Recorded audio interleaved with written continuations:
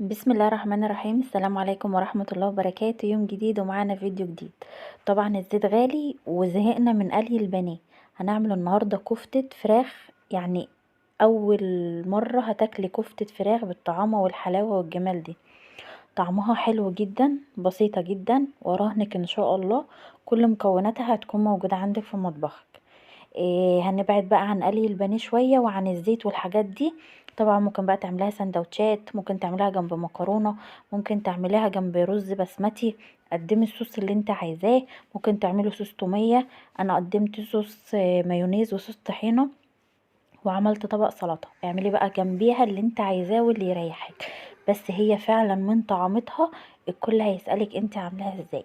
الشكل بيتكلم عن نفسه. جميلة وسهلة وبسيطة وسريعة، وتسويتها سهلة جدا، ما بتاخدش منك اي وقت. يلا بقى نخش على الفيديو ونبطل رغي ونقول على الطريقة على طول.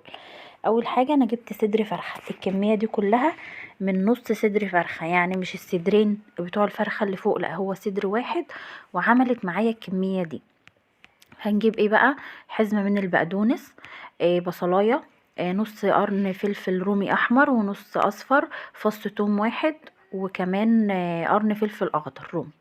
هي دي المكونات او الخضار اللي احنا هنفرمه في الكبة عشان نعمل بيه ايه؟ الكفتة بتاعتنا. هنجهز بقى الخضار بتاعنا اللي احنا هنحطه في الكبة وهنضربه مع بعض دلوقتي.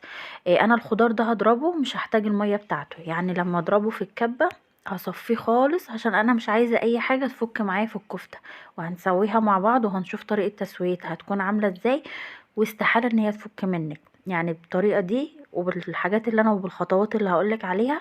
الكفتة دي استحالة ان هي تفك منك وطعمها حلو جدا. البقدونس بقى هقطعه، مش هضربه في الكب. دلوقتي انا رحت كده بقى ضربنا كده البتاع الفراخ بتاعتنا. هنبدأ بقى ان احنا نقطع البقدونس. هنشيل بقى العيدان اللي فوق دي كلها وهاخد بس الورق بتاع البقدونس. فعلا بيخلي الكفتة ريحتها حلوة جدا وطعمها حلو جدا. هنقطع البقدونس بقى على البلانشة بتاعتنا كده تقطيع ايه؟ اللي هو صغير، بلاش تضربيه في الكب عشان هيغير معاكي لون الكفتة، وانا عايزة لون الكفتة يبقى اللي هو لون الفراخ، عشان انا عملتها قبل كده لما فرمت البقدونس في الكبة اداني لون الخضار كده في قلب الكفتة. فاحنا هنبعد عن ده خالص ونقطعه عادي بالسكينة. فرمت الفراخ وفرمت برضو الحاجة اللي انا قلت لكم عليها، واهم حاجة ان انا صفيتها من المية خالص. فرمت برضو اللي هو الجزء بتاع صدر الفراخ. الجزء ده عمل معايا كمية مناسبة جدا. يلا بقى نحط بقى شوية التوابل بتاعتنا والحاجات اللي هتمسك معانا الكفتة. اول حاجة كده نزلت ببضاية، وبعد كده هنزل بقى بايه؟ بمعلقتين من البقسماط، وبعد كده حطيت معلقه كمان، يعني انا حطيت 3 معالق على اساس لما الكفته سمغت في ايدي وحسيت ان هي متماسكه. دول عوامل الربط بتاعك، اللي هو 3 معالق من البقسماط وبضايه. يلا بقى ننزل بالتوابل بتاعتنا. هتكون معلقه من الملح. حطيت على طرف المعلقه كده كنزبيل. حطيت برضو على طرف المعلقه بابريكا. هحط نص معلقه من الفلفل الاسود. وهحط نص معلقه من السبع بهارات. بس دي التوابل بتاعتي. توابلها سهلة وبسيطة، وزي ما انا قلت لكم متوفرة عندك. وبرضو حطيت ربع معلقة من الكركم. بس هي دي التوابل بتاعه الكفته بتاعتي. زي ما انا قلت لكم كده في الفيديو، هبدا بقى ان انا اعجنها. طبعا انا عجنتها حسيت ان هي عايزه ملح وعايزه معلقه بقسماط كمان عشان تسمغ معايا. هبدا كده بالمعلقه وهبل ايدي بقى بالزيت، وهبدا ان انا اصبع الكفته بتاعتي. انا حسيت ان شكل الدوائر فيها حلو. انت حابه تصبعيها طويل صبعيها براحتك، اللي يريحك. بس انا حسيت كده ان انا باخدها على المعلقه وبعملها دايره كده، كان شكلها حلو. الكمية دي رمت معايا كمية وافرة جدا. وعملتها، وكمان في اليوم ده انا ما طبختهاش. يعني انا جهزت الكفتة تنفع معاكي كمان في التفريزات. انا فرستها وطبختها في يوم تاني خالص. إيه، ما بتاخدش وقت. ممكن تعتمديها كده من تفريزاتك كل شهر. تحطيها في الفريزر. ممكن تنفع معاكي في سندوتشات الولاد لو هتغيري وكده. لو جيتي تشوفي تكلفتها هتلاقي تكلفتها اقل من جبنه الرومي ومن اللانشون. يعني انت لو جبت ربع جبنه رومي وربع لانشون، ممكن تعملي الوصفه دي بنفس التكلفه بتاعه ربع الرومي وربع اللانشون. هبدا ان انا زي ما انتوا شفتوا كده، زي ما انا قلت لكم ان الكميه دي رمت معايا الكميه دي كلها من جزء من صدر الفرخه بس. انا زي ما انا قلت لكم طالعه متماسكه معايا جدا. ريحتها حلوه جدا. توابلها سهله، وزي ما انا قلت لكم اراهنك ان كل التوابل وكل الحاجات اللي انا حطيتها في الكفته دي هتلاقيها موجوده عندك في مطبخك. انا طبعا فرستها في اليوم ده في العلب اللي هي بتاعت حفظ في التلاجة، وبعد كده سويتها في يوم تاني خالص. يعني انا ساعات كده ما بكون قاعده فاضيه ببدا ان انا احضر حاجات تنفعني للسندوتشات، تنفعني في يوم بكون مشغوله فيه، فبحضر حاجات من دي كده احطها في التلاجة.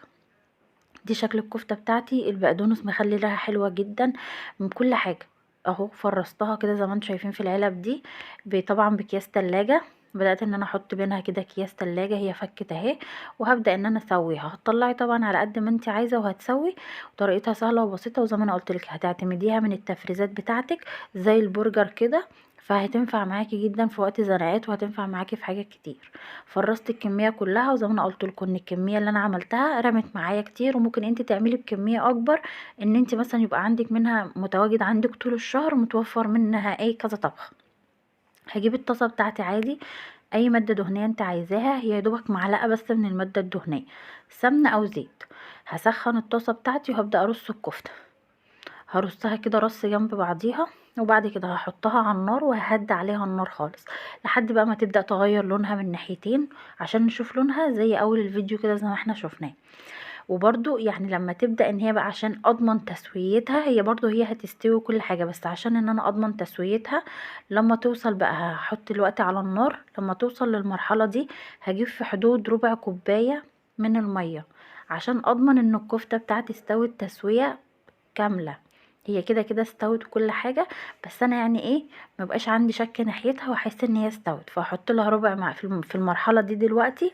هحط لها في حدود ربع كوباية من المية، وهرجع ارجعها على البوتاجاز تاني على نار هادية جدا. هتستوي جدا، طلع طعمها حلو جدا. ريحتها والله العظيم يا بنات كانت قلب عند البيت. وطبعا من غير اي بقى زيت كتير ولا قلي. وفعلا احنا بنوصل لمرحلة ساعات بنزهق من طعم البانيه، ونبقى عايزين نغير في طعمه بأي حاجة. فدي فعلا الكفتة دي لو عملتيها بالطريقة دي هتعتمديها. وزي ما انا قلتلك هتقدمي جنبها اي صوص انت حباه، الولاد هيحبوها جدا. انا ولادي في اليوم ده اكلوا منها كتير، كانوا بيخطفوها من بعض كده من كتر جمالها ومن كتر حلاوتها. كانوا طبعا بيغمسوها كده بالكاتشب وكانوا بياكلوها. ففعلا انا كنت مبسوطة من النتيجة. نتيجتها كانت حلوة وطعمها كانت حلو. جربوها والولاد هيحبوها جدا جدا. ونبعد شوية بقى عن حاجات المقليات واللي فيها زيوت كتير. وكمان سعر الزيت غالي، فلازم نقتصد. وزي ما انا قلت لكم هحاول اليومين دول اللي انا اعمل لكم وصفات تكون اقتصادية وحلوة. فجربي كفتة الفراخ على طريقتي، طريقتها حلوة جدا وان شاء الله تعجبك. ما تنسوش تعملوا لايك للفيديو.